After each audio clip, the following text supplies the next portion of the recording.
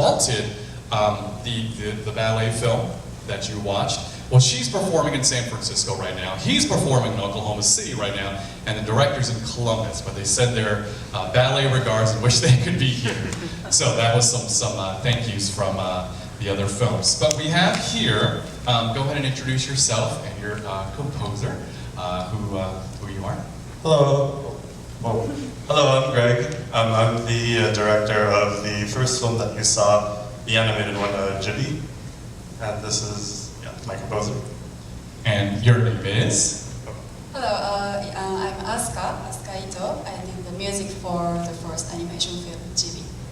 And this was nominated Best Animation as well. So I have my own questions, but please, this is your Q&A. Go ahead and raise your hands, and Z will come with a microphone to get audio and ask the questions. But I'll start it off first, asking a few questions. And it's great that our composer is here, because one of my notes was, Ito-san, was the music. It was very good. It had a soft, warm tone. Thank you. It coincided with the animation, which the animation had a very nice, light, warm, light-hearted tone. So the music worked really well, and it's great that you're here as a composer to represent the film. Oh, thank you so much. I think we have very few crews, I guess. Director, composer, and a few helpers. So it was a very small team, and I was lucky to score this film because there was no dialogue at all, so the music had a lot of space. Music had to tell the story and tell the characters' emotion and mood. So it was very challenging, but very interesting and very exciting to score. And is this your first time working together? Were you together on another project? How did you meet? Okay, so yes, this is actually the first project that Asuka and I worked on together. And by crew, pretty much we mean just the two of us. We made the film. I was in my apartment staying up until like 3 a.m., 4 a.m. just drawing. At one point, basically just drawing the scene every day because I had to get it done. But yeah, it was just us two, and what else is there? Well, on that point, when you were drawing late at night, you said that you're a huge Nintendo video gamer fan. You said that in one of your quotes in your interviews. Kind of elaborate with that, and maybe how much more easier this made to make this film in animation. I think that was the description of I'm pretty sure that was the description of just my animator biography in general. In terms, how I got into animation was basically, before I got into animation, I liked playing a lot of those games. A lot of them are retro. If there are any of you who grew up with... Which games? Oh, which is some, I can't really pick one, but okay. I think in terms of retro, yeah, it's too hard. It's like, I can't pick one. But I guess in terms of animation, since that's what we're talking about, I really like Yoshi's Island on the Super Nintendo. So I basically looked at those animations. I started out doing that, and then that's where I got interested in. I started out making games first before I made films, and what happened was my professor told me, Greg, you're not a game designer. You're doing a bunch of animation. That seems like that's all you're doing. And I kind of realized, yeah, the reason why I like these games so much is because of the animation. So that's how I got into film. Yeah. Any questions? And that's fine if not. They're nominated Best Animation, so they'll be at the awards ceremony on Sunday at 915 Mateo Street. But let's give them a hand, everybody. Okay, let's actually go down the line. We'll work back to the middle. Yeah, we'll go down the line just to go out of linear. Okay. Hi, we recognize you. So go ahead and introduce yourself and your cast and crew, your fellow mates. Hi, I'm Jordan William, and I wrote and acted in the second film you saw, I Won't Miss You. Hey, I'm Kelly Sarai, and I play Tim. We got our director there in the hat. And then we got our... Is that Bernard? Yep, And Bernard. we got our editor there in the other hat. So, Is Julie here? huh? Julie? Yeah, Julian. Oh. That's Julian. Okay, cool. Julie, right? Julie, right, yeah, That's okay. not me. Wait, Wait, Julie? Julie. Oh, Julie. I think Julie got it. We had oh, her. Oh, there she is. Yeah. Okay. Yeah. We had her on the guest list. Well, any questions before I have my questions? I guess Bernard question or Joy can answer too. Why did you start the film so early in his death? See, we can run a mic to him. Bernard in the hat and glasses. Me? Oh, you can. No, you go. It was your choice. So the question is just for audio. Why did you start the film so early in his death? Why did it start so early? Yeah, I mean, why did he die Oh so yeah, soon? I mean, originally the script didn't have the little montage at the beginning with car them together in high school, so that was actually Bernard's addition. Yeah. Why did he die so early? Wait. Sorry, I'm out of the Q&A moment. I thought it was gonna be an audience. Yeah, it was just a way. Just reading the script with Joy and going over the structure of what we wanted to tell. Joy wrote it as a play, and we were adapting it to be a short film. It just cinematically to make the arc of their relationship work. That's why things were structured the way they were. So. Yeah, he thought that it would be a better setup to see them as friends before we just see him dead. And then when it came out, when I saw the cut, I'm like, oh yeah, this is better than just seeing him dead.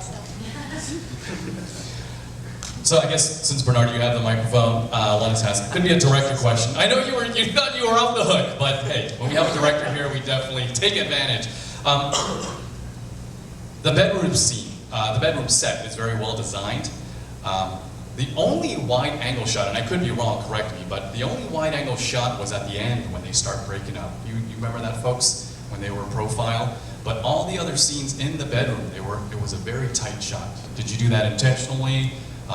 Did you realize it? I see some head nods from the casting crew. Bernard? Yeah, so throughout the movie, Joy's character is trying to get over, or just having trouble getting over her good friend that died. So she's dealing with like this grief throughout the whole movie. As the movie goes on, it's really subtle, but the walls keep going farther and farther apart, and that's why that one profile is like super wide, because throughout the whole movie, you can kind of just feel like the depth of the walls are like spreading. So that's why that shot is the way it is. Yeah, I felt it. I felt that impact. Questions, folks? Or cast, if you'd like to add something too, and crew. Joy, did you ever see, I'm not putting you on the spot, but did you ever see the movie Ghost with Thora Birch and Steve Buscemi? I hate scary movies. So. Oh, no, it's not about ghosts. Oh, wait. Oh, is that the one with Bill? Wait, no. So, Bill Pullman? no. Wait. For those that have seen it, again, not to put you on the spot, because just not to put you on the spot, because you can't watch all the films in the whole world, but that witty sarcasm was kind of the same that both of you had. I see some head nods out there that have seen the movie, but have you seen the movie? I haven't seen the movie, but the sarcasm was definitely, I think, something that we spoke about. It was like a character choice that Joy told me. It was a relationship that she had with her friend. So it was definitely something that she wanted to portray in the movie that people can read. I'm glad it came out. When she started breaking down, I started pre-emotional, how she was sarcastic the whole movie, she was cynical, and then she starts breaking down. Yeah, there's no reward for the breakdown if there wasn't a relationship built throughout, and you don't feel for them, you know, if you don't see this sarcastic relationship. So it really hits hard once it gets to that moment. Question all the way in the back.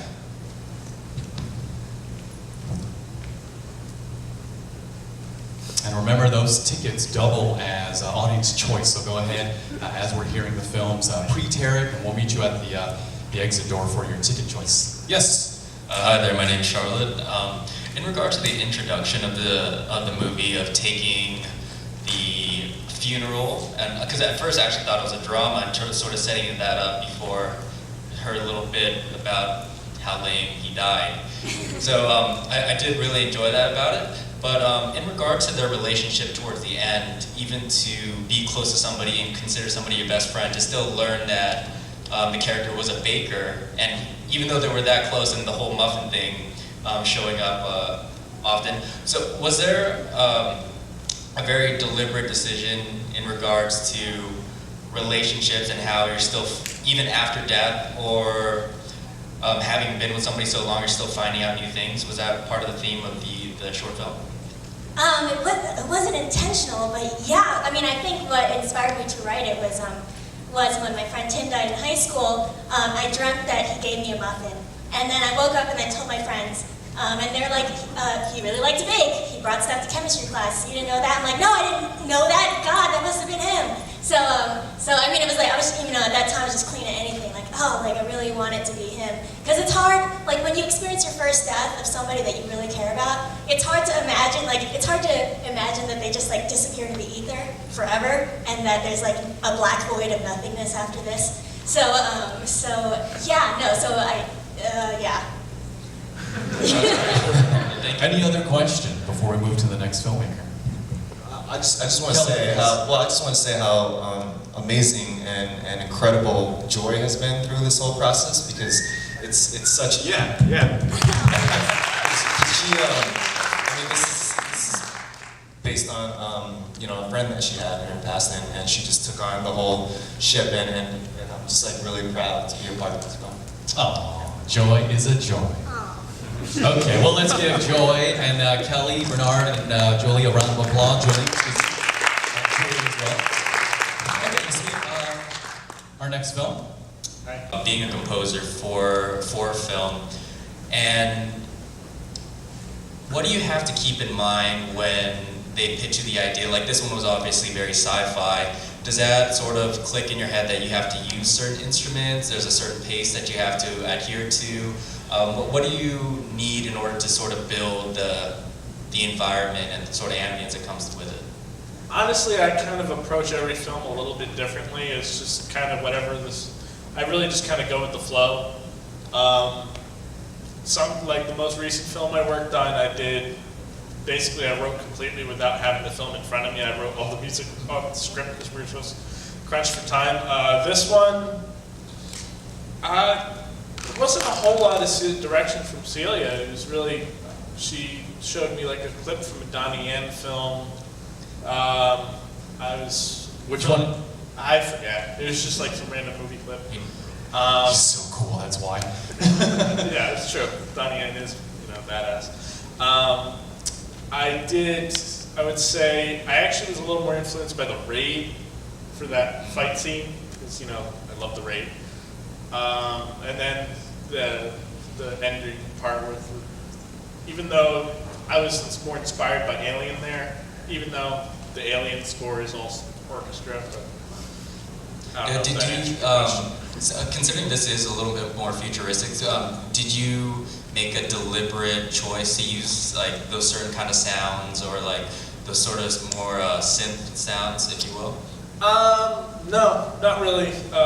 Like I said, I really just kind of, when I start working on a film, it's just kind of, I just play around with whatever sounds seem to fit it. I guess kind of naturally, because it was an action film, that was more what made me go for the electronic sounds, because that's kind of the typical action film sound nowadays. So yeah, I figured it was a film that needed something more subtle sounds, so that's kind of what made me go in that direction. Awesome, thank you, Mike. It was great. Thank you, Mike. Let's give Mike a round of applause, everybody, for Extraction. Good to have another composer here. And finally, let's meet the producer of Home is Where the Sun Sets. This is Terrence Leung. Yeah, my name is Terrence Leung. I'm the producer for Home is Where the Sun Sets, shot and directed by my dear friend, Kayla Tong. Great, and I don't know about you, but one of my main notes is we can all relate with this.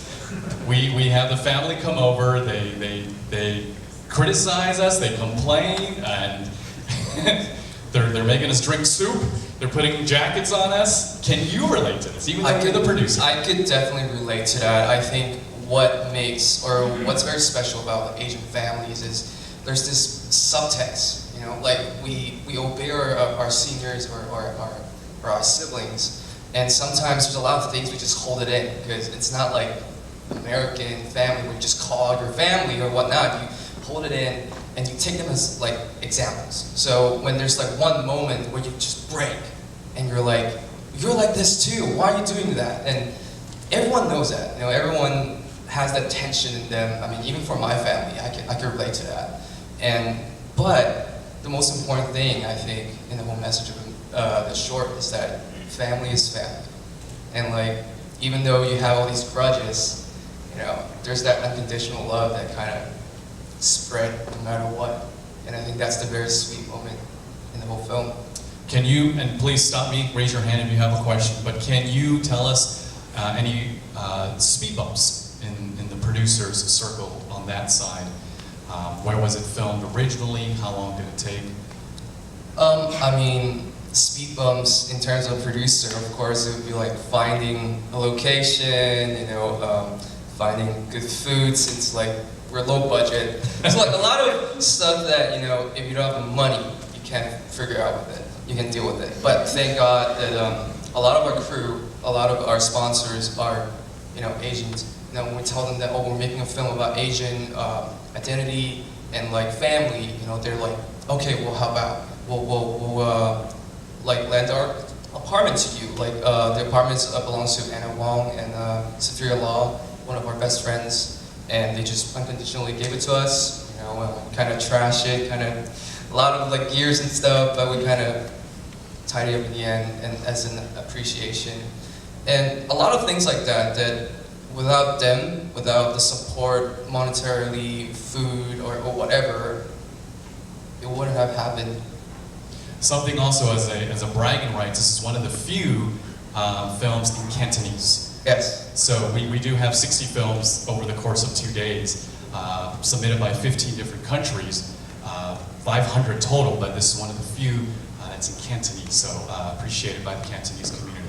Any final questions before we give them a huge round of applause? Let's just do that, everybody. Let's give them a big hand. Thank you so much for coming. We're having a 9 o'clock show, so we kindly ask you to clear the house. But if you're here for the 9 o'clock, we'll see you. If not, we'll see you either tomorrow at any of our other great screenings, including our award ceremony at 915 Mateo Street. Ladies and gentlemen, my name is Stephen Chun. Thank you so much for supporting Asians on Film. Good night, everybody. Woo!